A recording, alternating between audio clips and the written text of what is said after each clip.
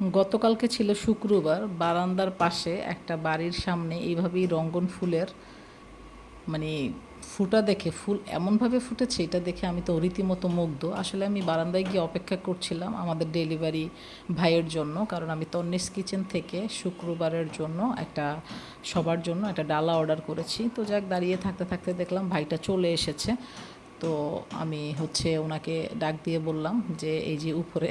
তো যাই, উনি ডালাটা উপরে নিয়ে আসলো। তো আমরা আসলে বাসা শিফট করব, যার কারণে আপনারা তো জানেন, যারা নিয়মিত আমার ভিডিও দেখেন, আমার বাসাটা একদম এলোমেলো হয়ে আছে। তো ভাইটা খাবারটা এনে এই যে টেবিলের উপরে রেখে, উপরে যে একটা লাল কাপড় দিয়ে ঢেকে এনেছে সেটা সরিয়ে ফেললো। আর তারপরে লুকটা ছিল এই রকম।